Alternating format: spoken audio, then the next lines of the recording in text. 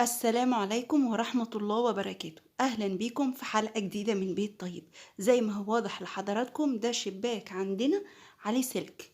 من أسوأ الحاجات اللي حصلت إن الصيف لما دخل الشبابيك اللي عليها سلك ما ملحقناش نصلحها. طبعا الشمس والهواء والمطرة كلوا كل السلك، ولازم نعتمد الصيف ده بالذات على الشبابيك وما نولعش تكييفات كتير علشان الكورونا والوباء اللي في الجو. دلوقتي انا لازم اصلح الشباك ده، وفي نفس الوقت ما ينفعش ادخل عامل ينزل لي الشباك ويقعد عندي نص اليوم. واخدين اجراءات احترازيه، مفيش عمال. فانا لقيت لكم حل حلو جدا ان انا هصلح بيه الشباك. اول حاجه انا هلمع الخشب والازاز بتوع الشباك وهنفض السلك ده كويس. طبعا السلك مهترئ تماما ومش هينفع اشيله، انا هكمل عليه واظبطه. هظبطه بقى ايه الاول؟ تنظيف بخل على زيت، ما بجيبش حاجه من بره، خل على زيت ونضفت الشباك تماما.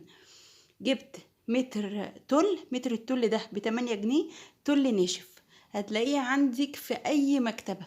التل ده بيتعمل بالانشطه بتاعه الاطفال، الفساتين بتاعه الاطفال اللي هي الفلافي او المنفوشه دي. فانا جبت متر تل بالشكل ده، متر ناشف. وهتشوفوا هعمل بيه ايه.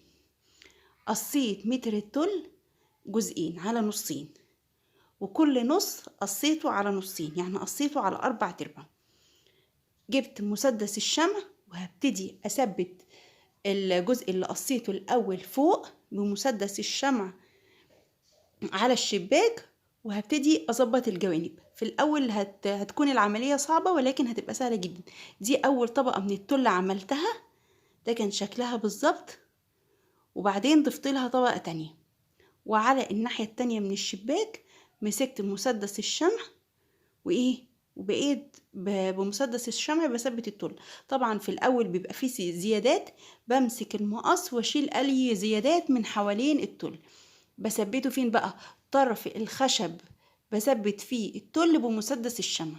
ويفضل يكون الشمع مش سخن قوي علشان التل ما يسيحش، يعني يكون ايه، يا دوبك الشمع ساح لكن مش سخن جدا. وهبتدي امسك المقص واشيل كل الزيادات. طيب في زيادات خفيفة كده في التل، بثبت بيها على طرف الخشب بمسدس الشمع. كده انا عملت طبقتين تل بمتر واحد بس على الشباك. بصوا بقى ماسك ازاي. وكده هقدر افتح الشباك طول الصيف من غير ما احتاج عامل ولا اي حاجة. عايزة اوريكم التل بيتعمل ازاي يا جماعة. التل بقيسه من الجزء اللي ما بيمطش من فوق، بثبت الجزء. اما الجزء اللي بيمط هو اللي من تحت علشان يبقى ثابت على الشباك وما يروحش ويجي معايا.